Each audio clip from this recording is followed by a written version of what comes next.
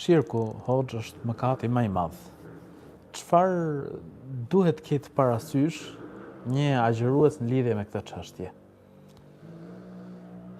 E drejta më e rëndësishme është e drejta e Zotit, të adhurojmë të vetëm pa i vënë shok. Ne jemi krijuar që të adhurojmë Allahun të vetëm. Dhe kush i vë shok Zotit ka shkel të drejtën e tij. Ka bërë mëkatin më të madh.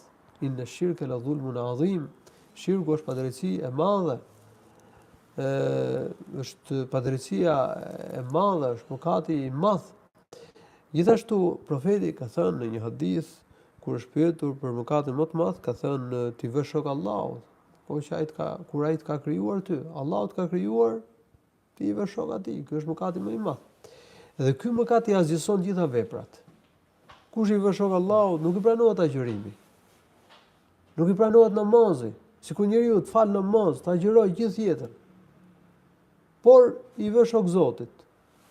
Edhe vdes në këtë gjendje, si idhujtar, duke i vënë shok Zotit, duke lut dikë tjetër përveç Allahut, duke i u fal dikujt tjetër përveç Zotit, duke kërkuar shërim prej dikujt tjetër përveç Allahut, nuk i vlen veprat tek Allahu.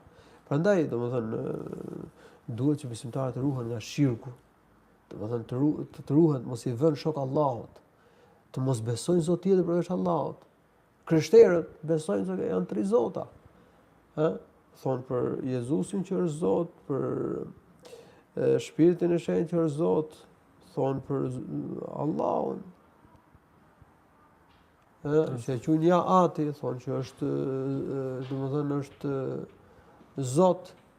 Realiteti është që vetëm Allahu është Zot i vërtet. Jezusi është i krijuar. Edhe meleku Xhibril, Shpirti i Shenjtë, Ruhul Qudus, është i krijuar. Allahu është krijuesi, gjithçka tjetër përveç tij është krijesë. Kështu që ka që besojnë, domethënë, hyjni të ndryshme.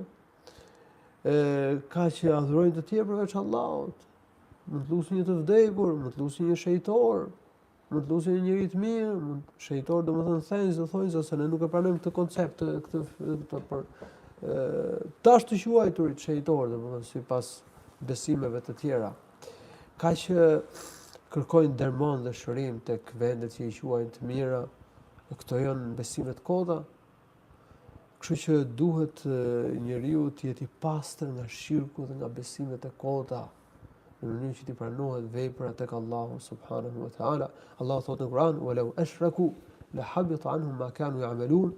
Nëse ata do t'i vinin shok Allahut, do t'u azgjësoheshin, do t'u zhvlerësoheshin veprat që kishin kryer.